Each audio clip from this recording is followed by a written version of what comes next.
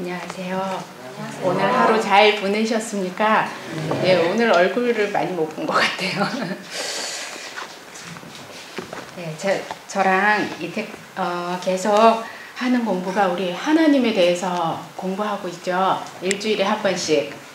예, 처음 오늘 들으시는 분도 계시지만 지난번에 계속 이렇게 들어오신 분들이 몇 분 계실 거예요. 지난주에는 무슨 하나님을 알았죠? 저랑 공부할 때 창조와 재창조의 하나님에 대해서 공부했었죠. 근데 오늘은 우리가 하나님에 대해서 알아야 하는 이유가 있어요. 여러분들 여기서 예수님 만나러 오셨잖아요. 그죠? 그런데 영생은 유일하신 참 하나님과 그의 보내신 자 예수 그리스도를 아는 것입니다 라고 말할 때에 이 아는 것은 우리가 이렇게 느낌으로 내지는 기도의 응답으로 천연계를 통해서 이렇게 알 수도 있습니다. 하지만 성경적으로 우리가 아는 것은 굉장히 중요해요. 왜냐하면 이 성경은 변치 않을 테고 이 성경대로 아는 것은 우리의 신앙을 요동치 않게 해주는 거예요. 그 다음에 우리가 감정의 기복은 생길 수 있어요. 아프고 이러면 또 만사가 귀찮아졌다가 이렇게 되지만 이 성경적으로 아는 지식은 사라지지 않습니다. 그래서 저랑 공부는 그런 공부하는 시간이에요. 오늘은 구원의 하나님에 대해서 배우겠습니다. 구원의 하나님은 구속의 하나님, 또 지난번에 공부했던 재창조의 하나님으로 우리가 똑같은 말로 부를 수가 있어요. 왜냐하면 구원, 구속, 재창조 같은 얘기일까요? 거듭남, 예수님 만난다, 다 같은 얘기입니다. 하나님께서 이 세상을 만드시고 죄가 있자마자 십자가가 있었습니다. 그리고 우리가 죄의 삭은 사망이기 때문에 사망에 이르게 된 자들이 얻을 수 있었던 것은 희망이라고는 하나도 없었어요. 그렇죠? 사망에 이르게 된 자들은 희망이 없었어요. 그런데 하나님께서는 죄가 있자마자 그 다음에 계시록 13장 8절에 보면요. 창조함으로 지금 우리 개역성경에는 조금 다르게 이렇게 번역이 됐는데 창조함으로부터 죽임당한 어린 양이라는 표현이 있어요. 그래서 죄가 있자마자 그 다음에 창조하고 죄가 들어오자마자 바로 돌아가실 구원의 하나님이 마련되어 있었다는 거예요. 그런데 우리가 이것을 죽을 수밖에 없는 사람이 살 수 있는 희망이 생겼고 또 그 대신 그 죄의 값을 갚아줄 자가 누군가가 있다라고 할 때 그것을 우리가 복음이라고 얘기하죠. 복된 소식. 그래서 우리 이 땅에 사는 사람들에게 가장 복된 소식은 예수님의 십자가에서 우리가 찾을 수 있는 것 같아요. 그 구원의 하나님이 없다면 우리에게는 희망이 없습니다. 여러분 여기 오신 것도 사실 희망이 없어요. 그 하나님이 없다면. 그렇기 때문에 그 하나님을 만나는 것이 우리에게 가장 큰 희망이라는 거죠. 그래서 오늘은 그 복음이 어떻게 성경 전체에 나와 있는가 그것을 공부하겠습니다. 먼저 로마서 1장. 로마서는 이 구원에 대해서 잘 이야기하고 있는 책이에요. 네, 로마서 1장 2절 말씀 한번 보겠습니다. 이 복음은 하나님이 선지자들로 말미암아 그 아들에 관하여 성경에 미리 약속하신 것이라. 이 복음에 대해서는 선지자로 성경에 미리 약속한 것이라고 얘기하고 있어요. 그 약속이 어디에 어떻게 나와 있는가 우리 구약 성경에 있는 복음을 한번 보겠습니다. 교회에 이렇게 많이 다니고 성경 연구하시는 분들은 아실 거예요. 원복음이라고 들어보셨죠? 그게 어디 있던가요? 창세기 3장 15절. 창세기 3장은 하와가 뱀을 만났을 때에 범죄하게 되는 장면이에요. 그리고 아담도 함께 범죄하고 나서 바로 하나님께서 찾아내시면서 뱀에게 선고하시는 말씀 속에 나와 있습니다. 그래서 3장 15절 보겠습니다. 내가 너로 여자와 원수가 되게 하고 너의 후손도 여자의 후손과 원수가 되게 하리니 여자의 후손은 내 머리를 상하게 할 것이요 너는 그의 발꿈치를 상하게 할 것이라 하시고, 제일 처음으로 여자와 원수에 대해서 이야기하고 여자의 후손에 대한 이야기가 여기에 나오고 있어요. 그죠? 그런데 뱀은 여자와 원수가 되고 여자의 후손도 있고 뱀의 후손도 있는데 그 여자의 후손이 뱀의 머리를 상할 것이고, 그 다음에 뱀은 여자의 후손의 발꿈치를 상하게 될 것이다 라는 선언을 해주셨어요. 이 선언이 복음을 주시는 말씀이었습니다. 발꿈치를 상하면 죽나요? 사나요? 삽니다. 살 수 있어요. 그렇죠? 머리를 상하면 어떻게 될까요? 예, 죽게 돼요. 그런데 여자의 후손이 뱀의 머리를 상하게 된다는 것은 뱀을 완전히 소멸할 수 있고 죽일 수 있다는 그 말씀을 해주신 거예요. 근데 예수님께서 여자의 후손으로 오셔서 그 예수님께서 이 여자의 발꿈치를 상하는 상처는 입지만 그것으로 인하여 뱀의 머리를 상하게 될 것이라는 복음을 지금 말씀하고 계신 거예요. 예수님 발꿈치 상하듯이 상하신 것이 어디였어요? 예, 십자가에서 예수님은 완전히 돌아가신 게 아니었죠. 예, 물론 돌아가셨어요. 그리고 아주 돌아가셨습니다. 그렇지만 다시 생명을 얻어서 사셨기 때문에, 그런데 사단은 완전히 여기서 멸망당한 것이었어요. 우리가 지금 아직도 사단의 세상이 역사가 이어지고 있기 때문에 이것이 완전히 됐는지 믿지 못하시겠지만, 그쵸? 그리고 이 세상이 아직까지는 좀 괴로움 속에 있지만 믿지 못하지만 성경은 뭐라고 얘기하냐면 사단이 하늘에서 떨어지는 것을 내가 보았다라고 제자들에게 이야기해 줄 때 그 말씀을 하셨어요. 그 떨어졌다는 것은 이제 완전히 파멸될 것에 대한 약속이었죠. 근데 이 구약 성경에서 저번에 우리 목사님께서 말씀해 주셨죠. 창세기 22장 한번 보겠습니다. 22장에 보면 하나님께서 한 사람을 택하셔요. 이 세상에서 바벨탑이 있은 후에 온 땅에 사람들이 퍼져서 살게 되었습니다. 그때에 아브라함이라는 우상숭배의 나라에서 진실하게 하나님을 섬기는 사람을 찾아내셨어요. 그래서 그 사람이 믿음의 조상이라는 이름을 가질 수 있는 사람으로 인도해 내시는 모습을 우리가 보는데요. 아브라함이 여러 가지 여러 해의 끝에 그 아들을 번제로 드리게 하는 그 시험을 받게 됩니다. 그럴 때에 하나님께서 이 이삭과 아브라함의 그 모습 속에서 하나님께서 오실, 또 하나님께서 그 구원의 하나님께서 오실 예시를 보여주는 것이었어요.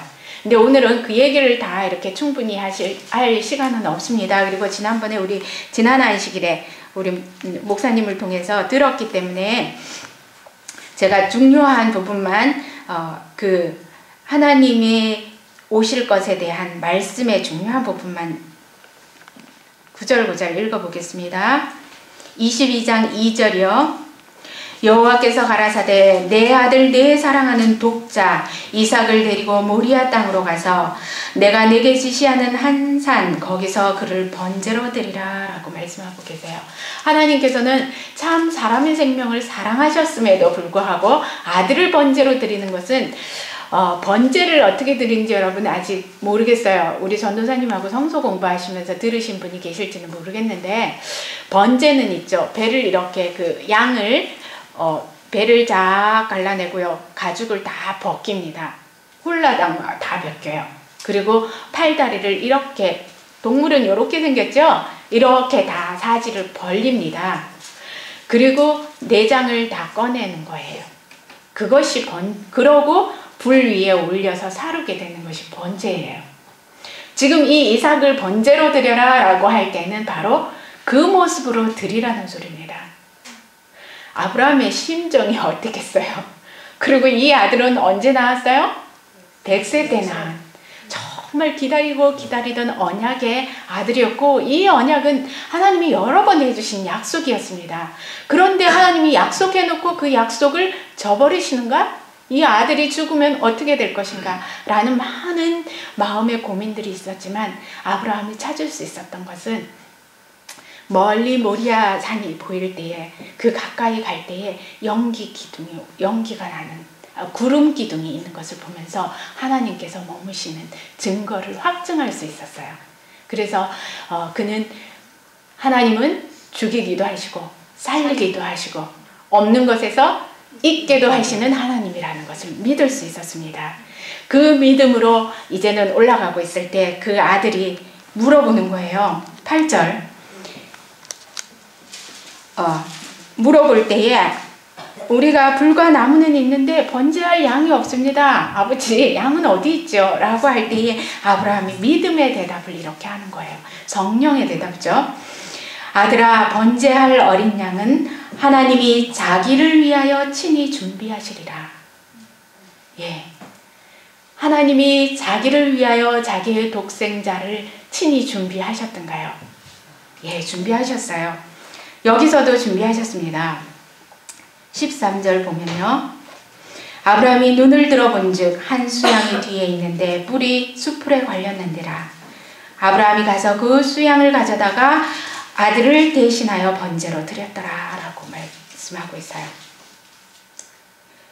그리고 17절에 보면요. 후반부, 제가 중요한 부분만 읽겠습니다. 내 씨가 그 대적의 문을 얻으리라. 내 씨로 하늘의 별과 같고 바다 모래 같게 하리니, 이 약속은 이삭이 낳기 전에도 여러 번 해주셨던 약속이었는데 다시 한번 이 약속을 해주면서 내 씨가 대적의 문을 얻으리라고 말씀하고 계세요. 여기에서 내 씨는, 이 대적의 문을 얻을 씨는 예수 그리스도 구원의 하나님이 오실 것에 대한 말씀을 해주고 있는 겁니다. 그리고 18절에는요. 내 씨로 말미암아 천하 만민이 복을 얻으리니 이는 내가 나의 말을 준행하였음이니라. 아브라함이 순종하고 준행하지 않았더라면 사단은 하나님께 아브라함이 그런 믿음을 가지지 못한 자라는 자라고 참소할 때에 아브라함은 이 씨를 유지해 갈 수가 없었어요. 그 실족의 경험 때문에 아브라함은 이 큰 시험을 당하면서 이 이삭을 드릴 수밖에 없는 믿음을 크게 활용하는 타이밍이 왔던 거고요. 이것을 했을 때에 승리했기 때문에 이제 예수 그리스도가 올 수 있는 길이 열렸던 것입니다. 그리고 여기서도 그랬지만 아브라함은 지금 이 구약 성경의 역사가 사단은 구약 성경의 역사가 흘러가는 순간순간마다 계속 그리스도가 올 수 있는 길들을 자르려고 노력을 많이 했어요. 아브라함의 아들 이삭도 있었고요. 이삭의 아들 야곱과 에서가 있었잖아요. 그런데 에서는 이 약속을, 하나님의 언약을 귀히 여기지 않았기 때문에 그는 그 나름대로 살게 하셨고, 야곱을 통하여 이스라엘이라는 백성이 만들어졌을 때도 기근이라는 것을 통하여 이 백성들을 씨를 없애려고 했을 때 하나님께서 한 사람을 택하셨어요. 누굴까요? 모세. 예? 야곱의 아들. 예, 요셉을 택했어요. 요셉을 택하여서 어느 나라로 보냈죠? 예, 애굽이라는 나라에 먼저 보내서 애굽에는 풍성하게 살 수 있었기 때문에, 그런데 그 기근이 올 것을 미리 아시고 미리 이 요셉을 보내셨어요. 그리고 그 요셉을 통하여 요셉은 팔려가면서 고생을 참 많이 했고, 가서도 낮아지는, 그리고 모함을 당하고 힘든 경험들을 하고 감옥 밑에까지 낮아지는 경험을 하고 나서 다시 한번 하나님께서 크게 들어서 쓰실 때에 이 온 이스라엘이 구원받는 길이 열렸습니다. 이 일에서 이 형제들이 사단의 시험을 받아서 이 요셉을 죽이려고 했지만 하나님께서는 섭리의 길로 그것을 또 이용하셔서 역전시키는 하나님이세요. 그럴 때에 이 요셉은 자신을 하나님께서 이렇게 먼저 팔려가게 하고 먼저 고통받게 하신 것에 대해서 너무나 하나님의 섭리를 잘 깨달았습니다. 그래서 요셉이 형제들을 만났을 때 형제들은 판 것에 대해서 두려워했지만 요셉은 그 일에 대해서 하나님의 섭리를 얘기하고 있어요. 창세기 45장 한번 보겠습니다. 45장 5절 부터 제가 중요한 부분만 읽겠습니다. 8절 사이에요. 당신들이 나를 이곳에 팔았으므로 근심하지 마소서, 한탄하지 마소서. 하나님이 생명을 구원하시려고 나를 당신들 앞서 보내셨나이다. 하나님이 큰 구원으로 당신들의 생명을 보존하고 당신들의 후손을 세상에 두시려고 나를 당신들 앞서 보내셨나니 그런즉 나를 이리로 보낸 자는 당신들이 아니요 누구라고요? 하나님이시라.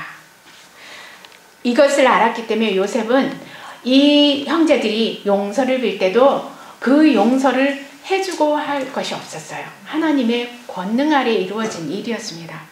시편 105편에도 찾지는 않아도 괜찮아요.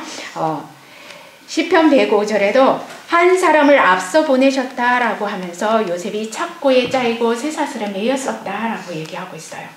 그도 큰 죄인 취급을 당하면서 고생했습니다.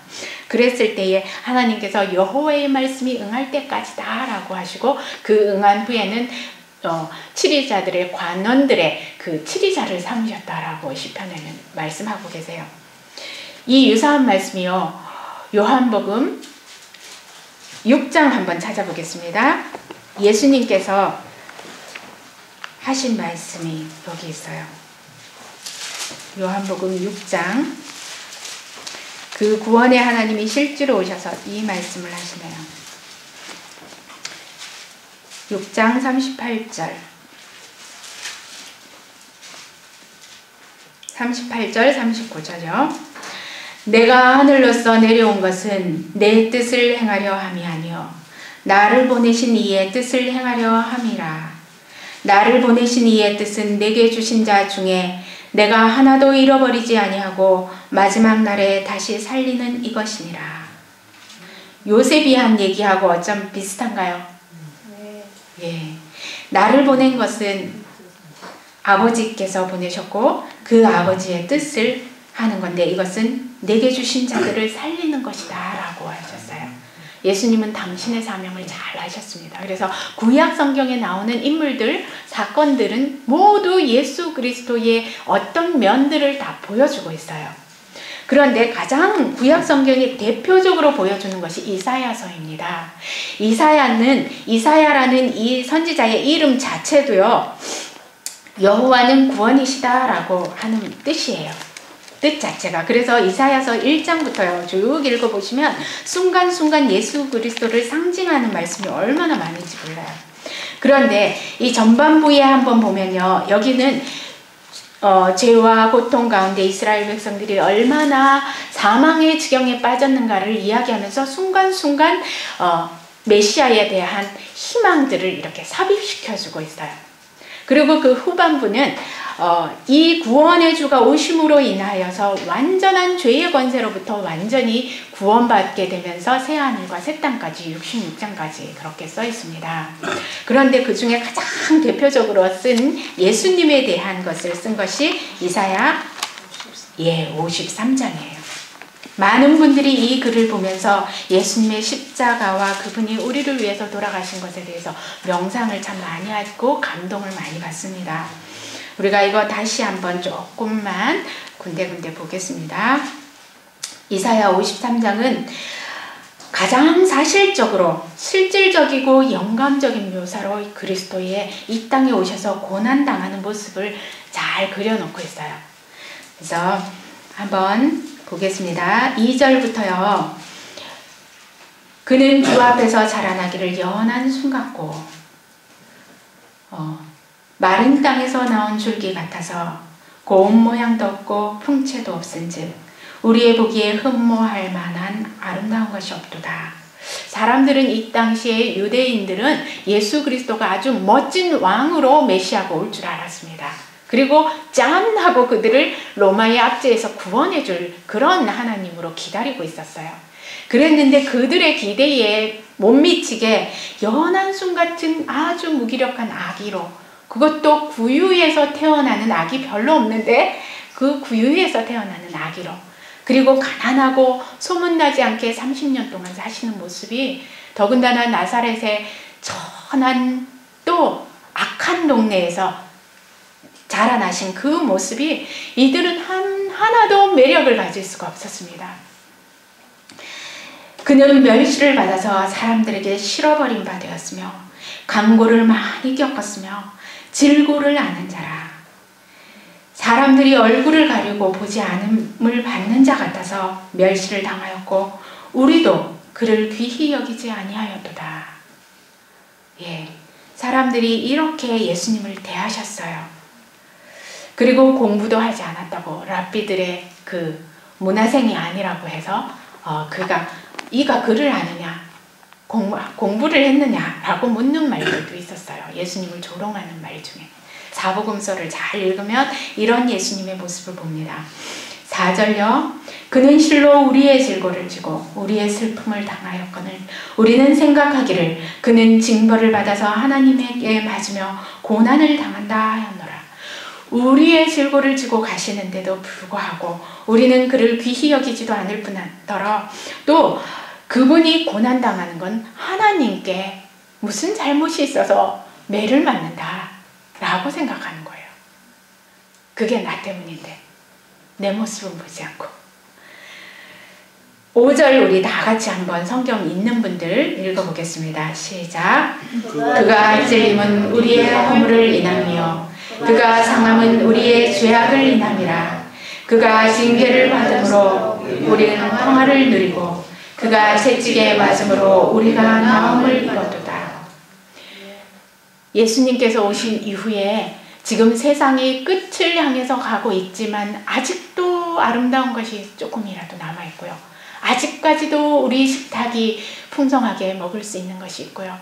아직도 내게 주변에 주어진 사람들이 아직도 나를 위해서 관심을 가져주는 것은 이 예수님께서 이것을 저주셨기 때문에 우리에게 오는 혜택이 이렇게 남아있는 것입니다.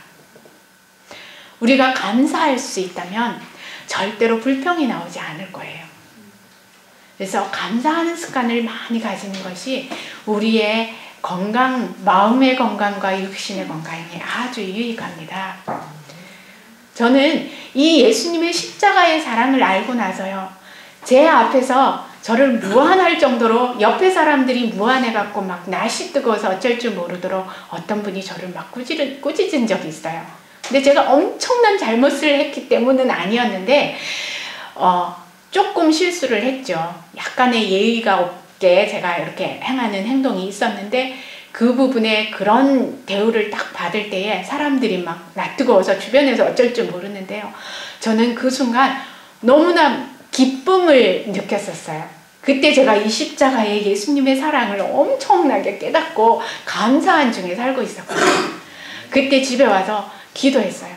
너무 감사합니다. 제가 이렇게 예의범절이 없는 줄, 그리고 상대방들을 헤아릴 줄 모르는 것을 지금 알게 하지 않으셨더라면 그 친절과 서로를 이타적으로 예의가 많은 그 하늘나라에 나는 도저히 들어갈 수 없는 사람이었겠군요. 아버지 너무 감사합니다. 그리고 그분이 그런 성정을 보이긴 했지만 제게 그렇게 할 수 있는 도구가 될 수 있도록 해주신 거 너무 감사합니다. 그러면서 그분이 너무 고마운 거예요. 너무 감사한 거예요. 그래서 제가 맛있는 거를 하게 되니까 그분이 생각나서 막 갖다 드렸어요. 그랬더니 이분은 자기가 아까 그렇게 한 것이 너무 미안한데 제가 더 이렇게 아무렇지도 않고 너무나 기쁘게 자신을 막 사랑하는 마음으로 하는 게 이렇게 막 느껴지니까 있죠. 되게 미안해서 어쩔 줄 몰라 하시는 거예요. 그런데 아니에요, 주님 너무 감사합니다. 제가 막 이렇게 인사를 한 적이 있어요. 그러고 나서 그분과 저는 있죠, 굉장히 이렇게 밀접하게 가까워지더라고요. 그분도 저를 너무 사랑하게 된 거예요. 근데 제가 잘했기 때문에 아니잖아요. 이 십자가의 예수님의 사랑이 내 주변을 이렇게 해서 나를 만들고 계시다는 이것 자체가 저는 너무나 감사했어요. 2000년 전에 예수님이 이거 안 해주셨더라면 우리에게 오늘 있는 이런 모든 혜택이 주어지는 것은 도저히 있을 수가 없습니다. 그래서 우리가 이제는 눈을 좀 뜨고 예수님의 십자가로 우리에게 주어지는 것이 무엇인가. 저 밥 먹을 때도 있죠.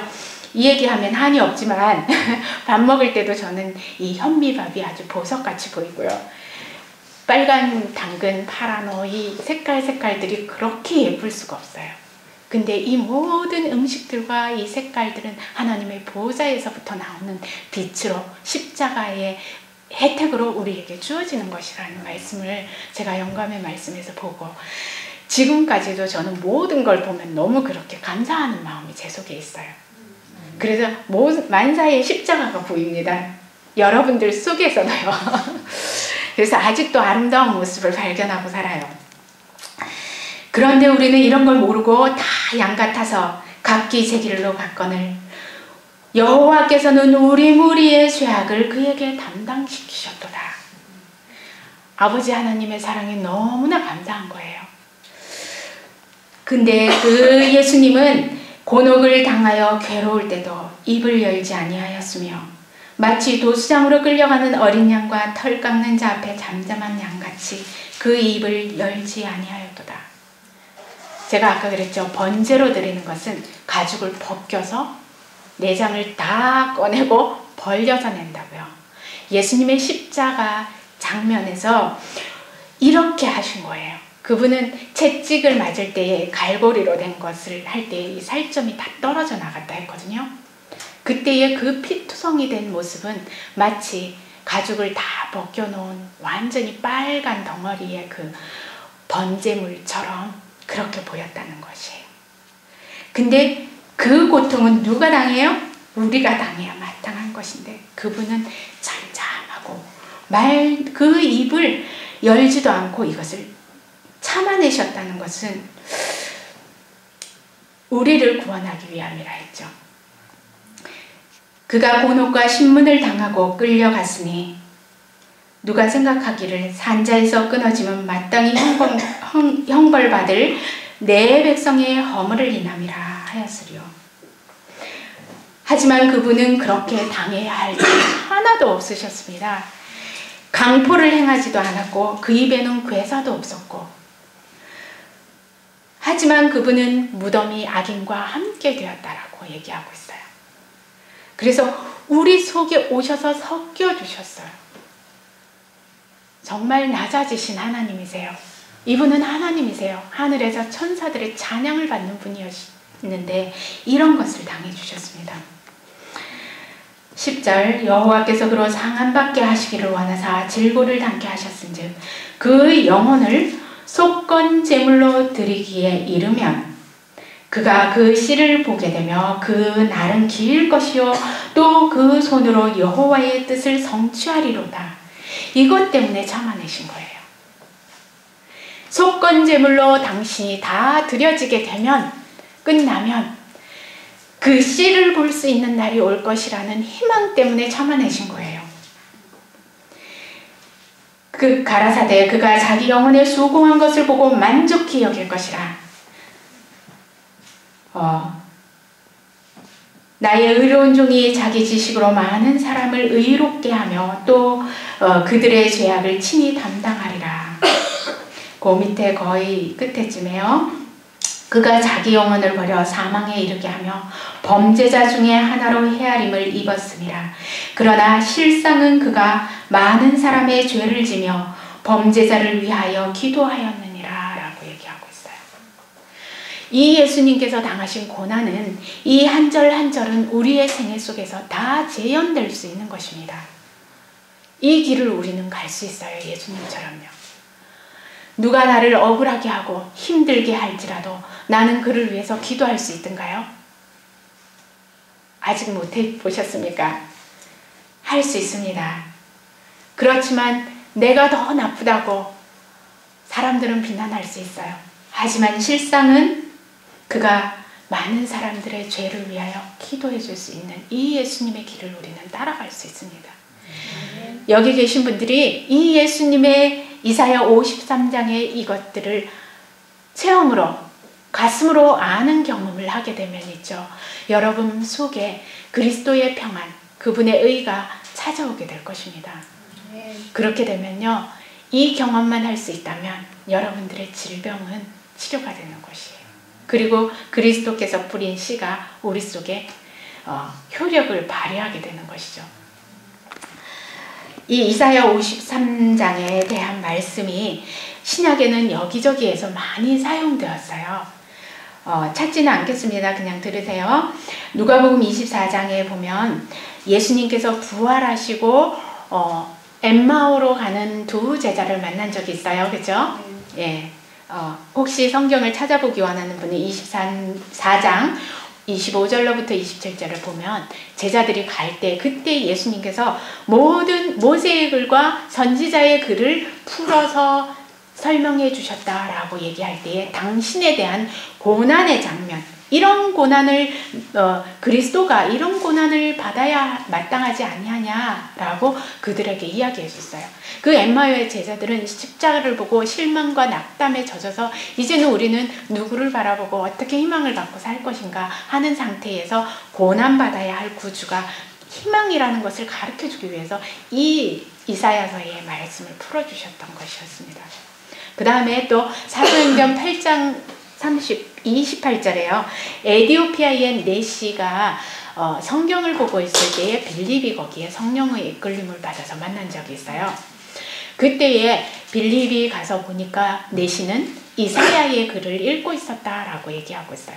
근데 이 53장을 읽고 있으면서 이게 누구냐? 자기를 얘기하는 거냐? 아니면 또 딴 사람을 얘기하는 거냐? 라고 했을 때 빌립이 그리스도를 풀어주면서 이 이야기로부터 예수에 대해서 이야기하면서 십자가의 장면이 그가 그리스도라는 것을 조명해 주었죠. 그때에 에디오피아 네시는 내가 그러면 침례 받지 못할 것이 뭐 있냐? 나는 그의 종으로 일하기 원한다라고 이렇게 해요. 그래서 우리가 나오는 후서를 보면 이 에디오피아 네시를 통해서 저기 이집트에 그 아프리카에 복음이 전해졌다고 얘기하고 있어요. 그 다음에 베드로전서 1장 10절 보면요, 이 구원에 대해서, 이 복음에 대해서 은혜를 예언하던 선지자들이 부지런히 연구하고 살펴서 이것이 어느 때 어느 시를 상고하는지 구약을 열심히 상고했다라고 나오고 있어요. 그런데 모든 선지자들과 모든 구약을 연구하던 사람들은 이 그리스도를 발견한 거죠. 그래서 유대인들은 이것을 발견하지 못했고 이 예수가 이렇게 오시는 분이고 이것이 오히려 왕됨에 등극하는 모습이었다는 걸 못 봤지만 성경을 깊이 보는 사람들은 다 이것을 발견할 수 있었습니다. 우리도 여기 예수님 만나러 오셨죠? 그렇다면 예수님을 어떤 예수님을 기다리는가? 나 병만 낫게 하시는 분? 아니면 복 주시는 분? 사업을 잘하게 하시고 세상에서 유명하게 되는 것? 어떤 예수를 바라는가? 성경에서 이야기하는 예수는, 예수를 따라가는 사람들은 전혀 반대예요. 실망입니다. 그렇게 하는 분들은 이들처럼 그를 귀히 여기지도 않고 알아보지도 못하게 될 것입니다. 신약에 이제 십자가의 복음이 가장 큰 건데요. 이 십자가의 복음은 우리에게 말할 수 없는 은혜를 주는데 우리에게 저도 참 감사하고 새롭게 했던 부분이 바로 이 말씀이었어요. 로마서 5장에 제가 예수님에 대해서 알기 시작하고 십자가가 뭘까? 예수님 십자가 좀 알게 해주세요. 그 기도를 일주일 넘게 내지 한 열흘 정도는요, 하루 종일 내 속에서 계속 기도를 올린 적이 있었어요. 그러고 나서 제가 그것을 알게 되었는데요. 그렇게 구할 때, 전심으로 구할 때 알게 해주셨어요. 6절에 보면요, 5장 6절에 보면 우리가 아직 연약할 때에 경건치 않은 자를 위하여 죽으셨도다. 그 다음에 8절 우리가 아직 죄인 되었을 때에 우리에 대한 자기의 사랑을 확증하셨느니라. 우리가 원수되었을 때에 그 아들을 죽으심으로 말미암아 하나님으로 더불어 화목하게 해주고 그의 살으심을 인해서 구원을 얻을 것이라고 말하고 계세요. 우리는 아직 연약할 때, 아직 죄인 되었을 때, 그분이 아직 원수 되었을 때에 예수님을 못 박는 일을 내가 하고 있을 때에 예수님은 이미 다 구원을 마련해 놓으시고 사랑으로 기다리고 계셨다는 것을 발견하게 될 때요, 여호와께서 과연 여기 계시거늘 내 가까이 이렇게 주변에 만질 수 있는 분이 있는데 내가 알지 못하였도다. 제가 그 고백을 하면서 회개를 한 적이 있었어요. 근데 이 십자가의 장면은 많은 사람에게 다 노출되어 있지만, 그리고 많은 사람들이 듣고 볼 수 있지만 또 많은 사람들이 잡지 못한다는 거예요. 너무나 아쉬운 일인데요. 이 이유는요, 고린도전서 다 같이 보겠습니다. 1장 18절 한번 보겠습니다. 고린도전서 1장 18절에 이유가 나옵니다.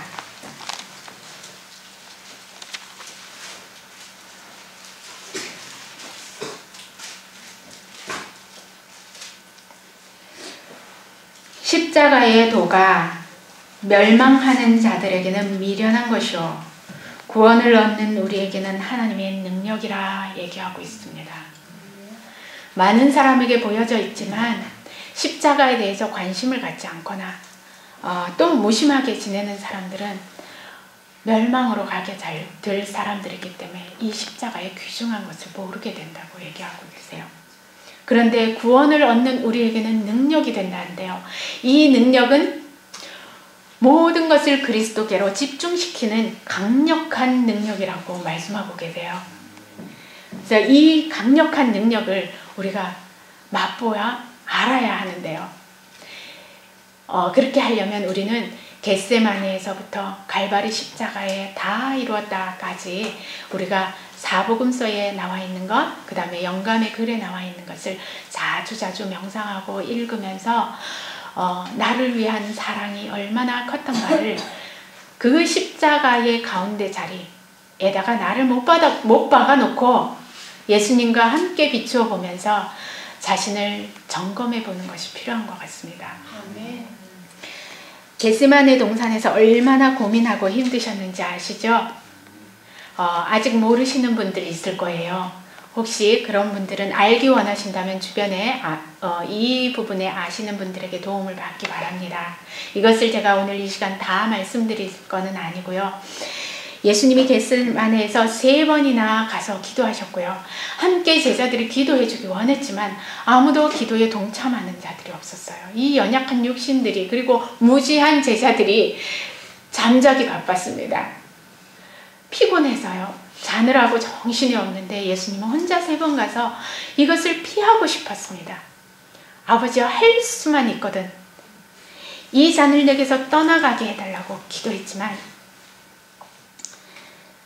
나중에는 뭐라고 얘기하세요? 나의 원대로 마오시고 아버지의 뜻대로 되기 원합니다. 근데 당신은 이렇게 하기 위해서 오신 줄 알았어요. 알았기 때문에 그분은 마침내 굴복했습니다. 그 굴복을 했을 때에 이제 팔려갈 수밖에 없었는데 제자들에게는 그래도 이제는 자고 쉬어라. 이젠 때가 왔다. 기도할 시간도 놓쳐버렸어요. 기도할 시간도 놓치고 다 끝나버렸는데도 예수님은 용서하시는 모습이에요. 그렇죠? 그리고 나서 잡혀가시면서 안나스에게 신문을 받습니다. 그 안나스에게 팔려가서 신문을 받는데 그때 왔을 때요, 예수님의 교훈을 들은 자들이 참소자로 많이 왔어요. 이렇게 수천 명이, 수백 명이 늘 예수님께 설교를 들었던 사람들 중에 마음이 예수님을 완전히 받아들이지 못했던 정탐꾼들이 와서 참소자가 되면서 교훈을 네가 뭘 가르쳤느냐 라고 얘기할 때 나는 감춘 거 없다. 다 드러나게 얘기했으니까 들은 자에게 물어봐라 라고 대답을 하셨어요. 그리고 나서 찾을 수 없을 때 그 밤에 사내들인 회원들에게 가서 다시 재판을 받았습니다. 저녁에 성만찬 예식을 하고 제자들과 겟세마네에 가셨다가 그 길로 바로 끌려가서 사내들인 앞에서 대제사장과 장로들과 랍비들이 있는 곳에서 백성들이 있는 참소하는 자들 앞에서 재판을 받았어요. 그때에 베드로가 예수님을 부인했어요. 그리고 나서 거기서 주먹으로 치고 성전을 사흘에 짓는다며 한번 지어봐라. 그리고 침 뱉고 희롱하고 선지자 노릇을 한번 해봐라. 그리고 눈을 가리고 괴롭혔어요. 그 괴롭힘을 밤새 받다가 새벽에 다시 한번 재판이 났는데요.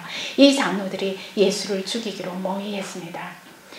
그리고 나서 결박하여 그를 끌고 가려고 할 때에 내가 그리스도인지 우리에게 말해라. 네가 하나님 아들 맞느냐? 라고 얘기했을 때 예수님은 이때에 질문당하신 것 중에요. 하나님과의 관계나 당신의 사명에 대한 질문이 올 때는 반드시 대답하셨습니다.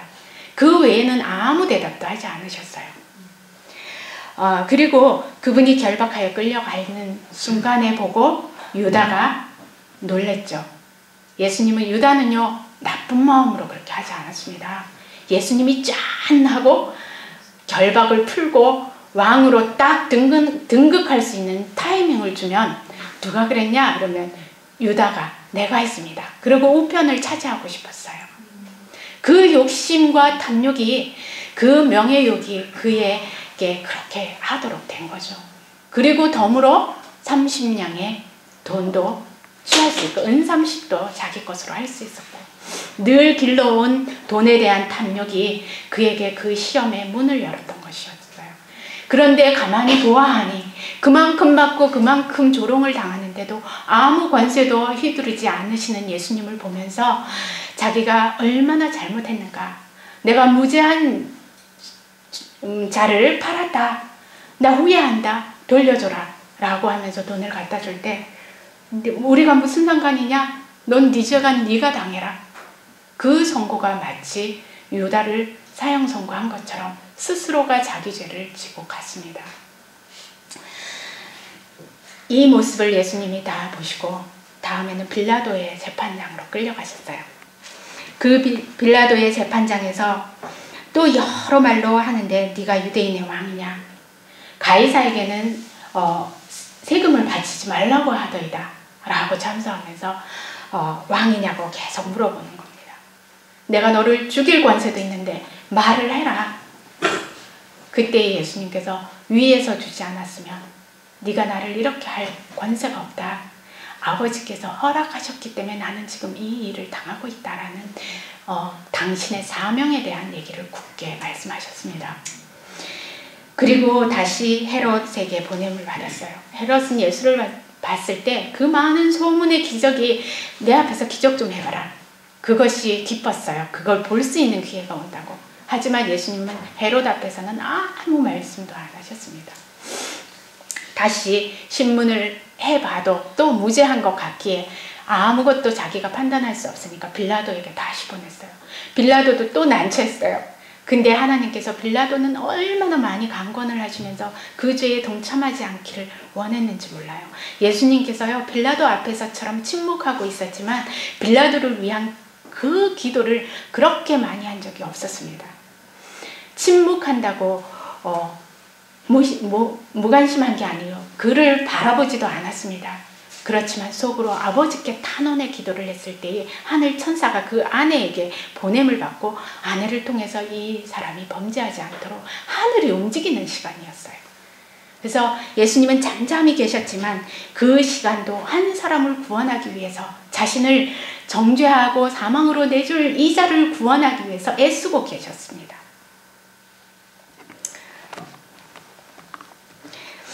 이제 드디어 빌라도도 연약하여서 사람들의 눈에 무서워서 예수님을 너희가 마음대로 하라.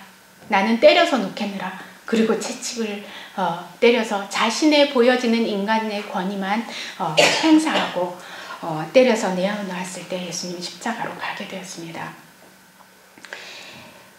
예수님 십자가에 가셔서 당하신 모든 일들도 계속적인 그를 괴롭히고 시험하고 힘들게 하는 일이었지만 예수님께서는 그 옆에서 우는 여인들에게 뭐라고 말씀하셨어요? 나를 위해서 울지 말고 너와 너희 자녀를 위해서 울어라. 푸른 나무에도 이같이 하거늘 마른 나무는 오죽하겠는가. 그 말씀을 하시면서 또 주변 사람들을 위하는 말씀을 하셨어요. 그리고 십자가의 죄인의 괴수의 자리 가장 가운데 못 박히셔서 또 양쪽에 있는 자들에게 비난받고 같이 십자가에 달렸으면서도 그것을 다 당하셨지만 예수님께서는 그 모든 것 속에 실족하지 않으시고 끝까지 승리하셨습니다. 우리가 예수님의 장면을 제가 지금 스토리로 이야기했지만 이 한 부분 한 부분을 깊이 명상할 때 모두가 얼마나 큰 진리들을 우리에게 안겨주는지 몰라요. 제가 참 새롭게 봤던 거는요. 예수님을 참소하는 말들 있잖아요. 그 참소하는 말은 진짜 예수님의 죄를 지적하는 말이 아니었다는 거예요. 내가 유대인의 왕이냐? 그리고 그분의 죄패가 뭐였어요? 그 십자가 위에다가 유대인의 왕 예수라고 써 있었어요. 그것은 진리였습니다. 성전을 사흘 만에 짓는 자, 성전된 자기 몸이 죽고 다시 살아나면 그 예루살렘의 그 멋진 성전 안에서 양을 잡는 거를 했을 때는 헛된 제사였지만 자신의 몸된 성전이 사망하고 다시 부활하실 때는 실제로 모든 사람에게 능력을 주는 생명의 강이 흘러갈 문제에 대해서 말씀하시면서 이것은 진리였습니다.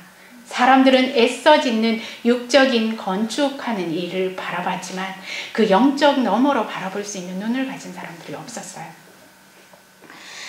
하나님의 아들이거든 십자가에서 한번 내려와 봐라. 올 수 있죠. 하지만 그분은 그것을 사용하지 않고 죽으셔야만 하는 것이 능력이었습니다. 진리였습니다. 그리고 저가 남은 구원하였을 때 자기는 구원할 수 없도다. 저렇게 무능한 자가 라고 얘기하는 거죠. 그럴 때 예수님은 그 당신의 가난과 당신의 무능을 통하여 우리를 살리셨어요. 그 다음에 나는 하나님이 아들이다 라고 얘기했을 때에 똑같이 보이는 사람이고 다른 사람보다 훨씬 못생긴 예수였을지라도 외모가 어떤지 모르겠어요. 우리가 보지 않았지만 흠모할 모습이 없었다고 얘기하는 거 보니 그렇게 잘생긴 분은 아니었는지도 모르겠어요.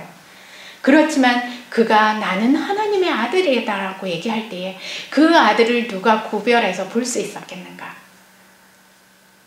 그런데 그것은 진리였다는 거예요. 그 진리를 마치 참남된 죄를 짓고 하나님을 모독하는 것처럼 그가 사망으로 가야 하는 죄의 몫으로 쓰여졌어요. 진리였음에도. 그 이외에도 예수님께서 십자가상에서 했던 7마디가 있죠.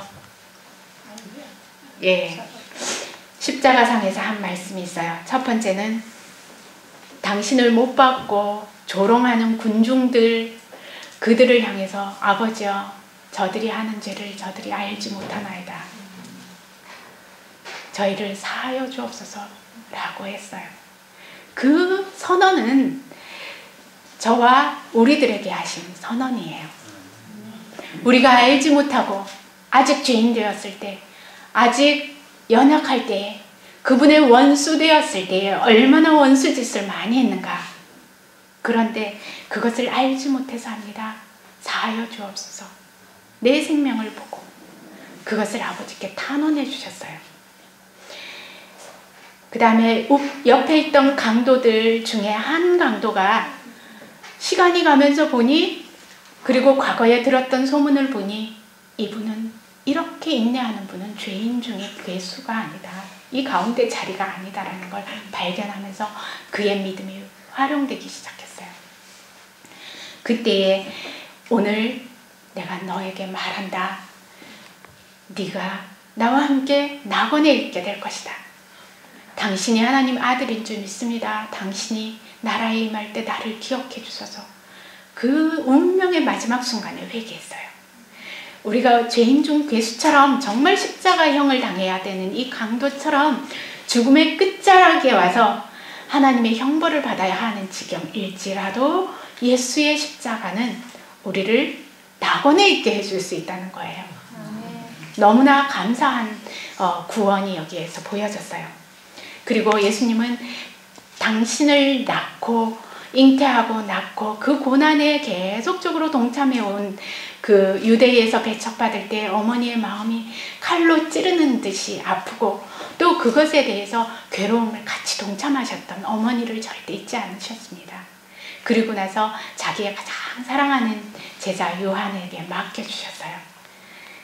요한아, 내 어머니다. 보소서 아들입니다. 라고 하고 서로 의지하고 살 수 있도록 연결시켜 주셨어요. 당신이 가시고 나면 외로우실까봐. 그래서 하나님은 우리의 가장 뭐랄까 작은 슬픔, 작은 아픔, 외로움들을 간과하지 않으시는 것이 구원의 하나님의 모습이에요. 그 다음에 예수님은 이제 3시간 동안 깜깜한 어두움을 경험하시면서 아버지와 분리감을 경험하셨습니다. 이 분리감은요, 영멸과 영생의 분리감이에요. 아버지여, 나의 아버지, 나의 하나님, 어찌하여 나를 버리시나이까? 당신은 그거 하러 오신 줄 사명을 굳게 알고 계셨지만도 그 분리의 순간 깜깜함이 찾아올 때에는 그 분리되는 아픔이 얼마나 컸던지 자신도 모르게 왜 나를 버리십니까? 라는 말이 나올 수밖에 없었어요. 이것은 우리가 영멸로 갈 때에 십자가의 혜택을 누리지 못할 때에 겪을 수 있는 아픔이라고 얘기하고 있습니다. 우리가 오늘이라는 시간 동안 이 십자가의 사랑을 체험할 수 있어야 이 분리의 아픔을 예수님이 당한 것으로, 그리고 우리는 간접으로 조금 이 땅에서 경험하고 갈 것이지만 실제로 이 지점에 이르는 자들이 있다고 했어요. 멸망하는 자들에게는 십자가의 도가 미련하게 보인다 했죠. 미련하게 보이는 자들은 이 아픔이 뭔지 경험하게 하실 거예요. 몸소 경험하게요.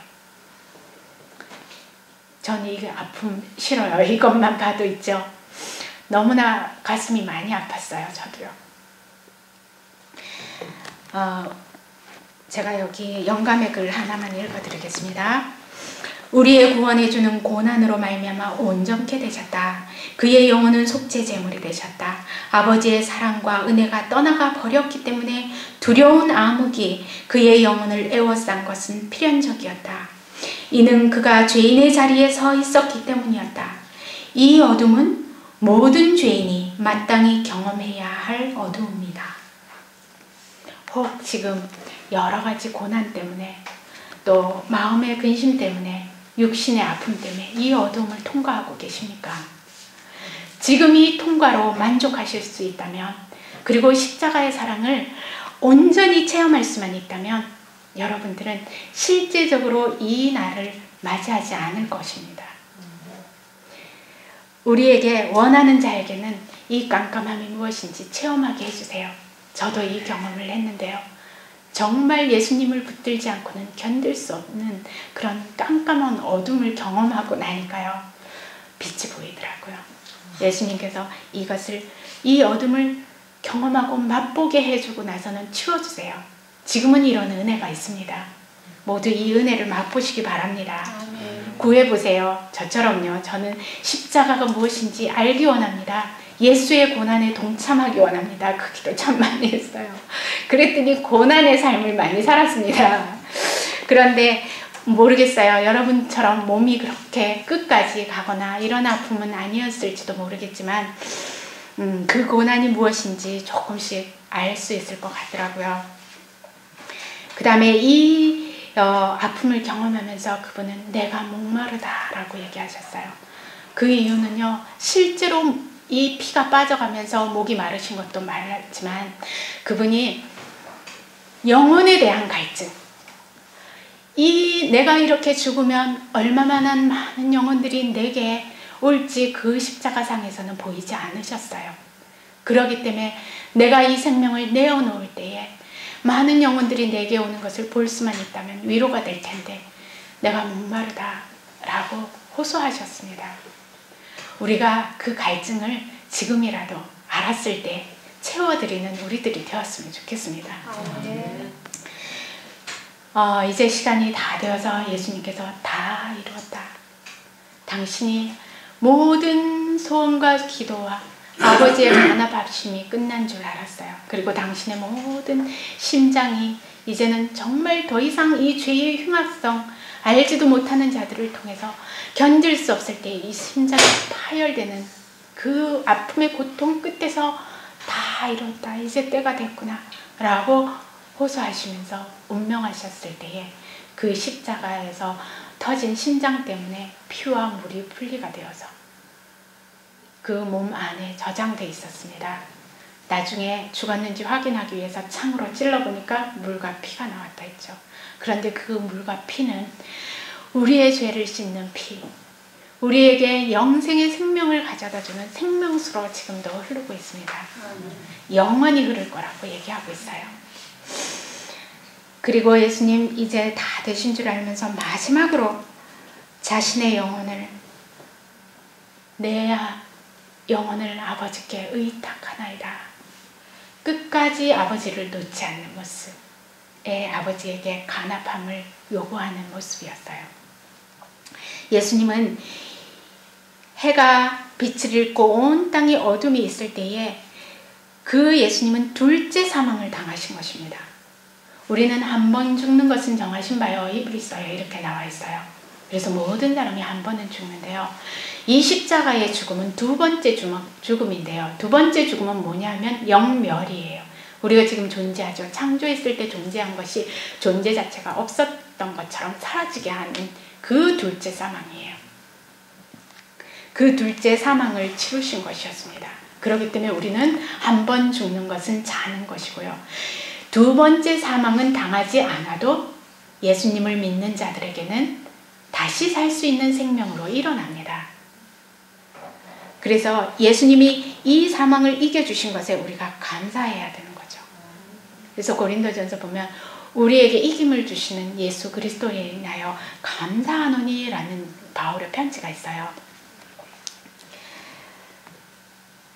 이 십자가 현장에서 구원받은 사람들이 3명 있었습니다. 누구죠? 예, 아까 그 강도, 그 다음에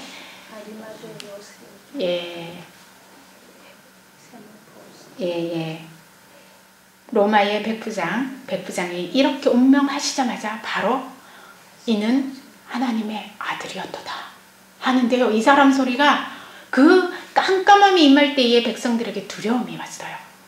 아, 진짜 하나님 아들 아닐까? 조롱하던 자들이 두렵기 시작해서 침묵이 흘렀습니다. 그리고 서둘러 집으로 막 더듬어 가는 사람도 있었고 엎드려갖고 하나님의 벌이 정말 하나님의 아들인가 보다 두려워하고 있을 때에 운명하시고 났을 때에 바로 이 로마의 백부장은 이는 하나님의 아들이었도다 라는 이 고백을 했을 때요. 모든 사람들에게 크게 들렸다고 했어요. 너무나 놀라운 고백이 자기도 모르게 나왔기 때문에. 그래서 이 로마의 백부장은 이 예수를 알아봤어요. 그 다음에 예수님이 십자가 지고 올 때에 구레네 사람 시몬이라는 사람이 지고 왔는데 이 사람은 이때까지 예수의 소문은 들었지만 이렇게 만나는 건 처음이었어요. 이방 사람이었어요. 그런데 이 사람이 지고 왔을 때 그 아들이 루포라는 아들이 있어요. 근데 여기 로마서에 보면은 택하심은 입은 루포와 그의 어머니는 내 어머니 같은 분이다 라고 바울이 편지하면서 이 구레네 시몬의 가족이 예수의 제자로서 사는 그 모습이 나옵니다. 그래서 이 시간 이후에 이 시몬은 예수의 십자가 진 것을 얼마나 감사했는지 모른다고 해요. 우리가 이 십자가를 통해서 무엇을 발견할 수 있는가? 왜 하나님이신 그분이 이만큼 고통당해야만 죄가 씻어지는가? 그렇다면 우리가 가진 죄가 얼마나 흉악하고 끈질기고 버리기 어렵고 고통스러운 것인가를 말해주고 있습니다. 그리고 죄의 삭은 사망이다라고 한 것이 마침내 하늘의 법에서는 이루어져야 한다는 거였죠. 그래서 하나님이신 그분도 자신의 법을 순종하셨습니다. 그래서 돌아가셨어요. 그래서 하나님을 우리가 알 때에 사랑의 하나님, 복주는 하나님 좋게 보지만 공의의 하나님을 빠뜨리면 절대 안 됩니다. 하나님은 말씀하신 것은 이루셔요. 그렇기 때문에 죄의 삭슨 사망이 이루어질 것입니다. 그래서 우리가 이 땅에 살 때에 이 은혜를 누리지만 죄에 대해서는 정말 분리되는 경험을 하고 살아야 하는 거죠. 그 다음에 사랑의 하나님, 우리가 늘 얘기해요. 하나님은 사랑이시다. 정말 사랑이셨나요? 우리가 죽어야 할, 당신이 창조한 이 피조물들이 죽어야 할 죽음을 대신 죽어주는 사랑처럼 큰 사랑이 없지 않습니까? 근데 이 사랑을 해주셨어요. 그리고 그 당신의 하나님 된 생명은 영원히 내어놓으신 것입니다. 그리고 나서 당신도 인류의 한 사람처럼 인류의 몸을 지니시고 영원히 사실 것이래요. 그리고 그 생명을 우리가 나누어 받아서 우리도 하늘에 가서 예수님이 우리와 같은 인류의 형상을 쓰시고 그분이 영원히 맏형님으로 살 거라고 성경은 얘기하고 있어요. 그리고 우리에게는 죄의 흔적을 다 없애주시면 그분에게만 십자가에 고통받았던 흉터들이 전신을 감싸고 있을 것입니다. 우리가 우리의 죄는 하늘에 가면 기억할 수 없을 거예요. 그렇지만 예수님을 보면 내가 이분을 이렇게 망가뜨리고 내가 구원받았구나 라는 것을 알기 때문에 예수님 앞에 영원히 찬양 돌리게 되겠죠. 그 찬양을 한번 볼까요? 계시록 5장. 이 찬양만 보고 우리가 말씀을 마쳐야겠습니다.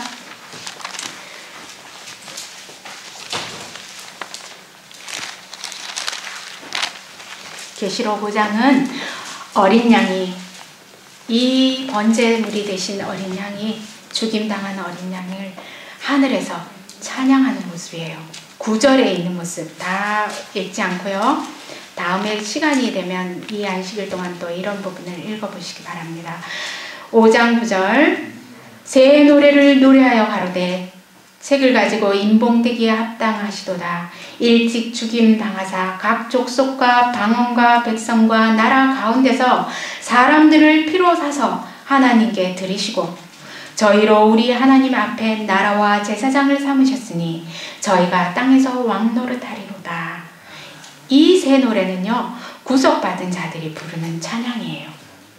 새 노래를 하늘에 가서 이런 경험의 노래를 하면서 우리를 피로 사서 이렇게 하나님께 구원해 주신 찬양을 합니다. 근데 이 구원받은 무리만 하는 게 아니고요. 11절에 많은 천사들의 음성이 있으니 만만이여 천천이라 하는 이 천천만만 천사들이 또 찬양해요. 12절 죽임을 당하신 어린 양이 능력과 부와 지혜와 힘과 존귀와 영광과 찬송 받으시기에 합당하도다 찬양해요.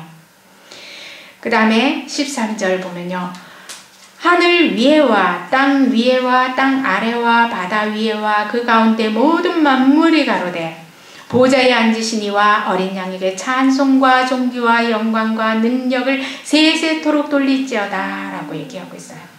14절에 네 생물이 가로되 아멘 하고 장로들은 엎드려 경배하더라. 하늘의 모든 존재들이 누구를 찬양해요? 죽임당하신 어린 양. 예, 여기서 공동으로 들어가는 찬양의 이 가사가요. 죽임당한 어린 양, 어린 양에 대한 가사가 다 들어가는 찬양을 합니다. 영원히 찬양할 제목이라고 했습니다. 얼마나 우리에게 이것이 큰 혜택이 주어졌는지 모르는데요. 이 혜택을 우리가 반드시 붙잡고 가야겠습니다. 마지막으로 다 같이 성경절 하나만 보겠습니다. 로마서 8장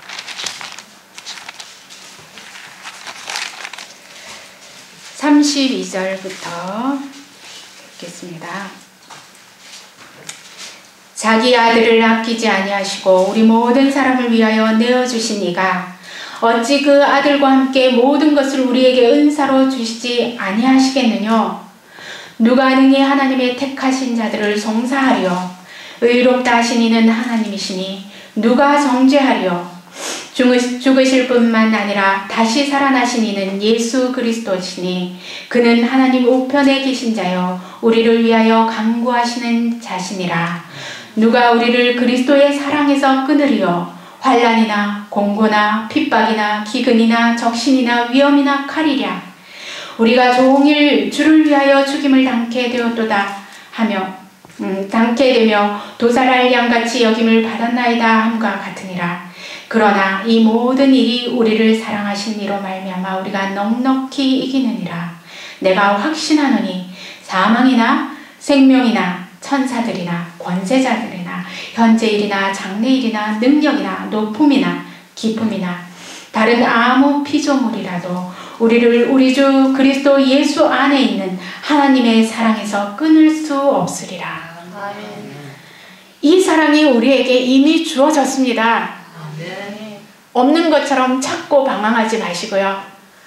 이것에 대한 확신을 갖게 더욱더 알게 해달라고 기도하시고 아들을 주신 것처럼 우리가 구하는 것은 다 주시기로 약속하셨기 때문에 그 언약들이 여기에 많이 있는데요. 성경을 보시면서 약속들을 구하시면서 그 약속 위에서 확신을 갖고 가는 그런 삶을 사시기 바랍니다.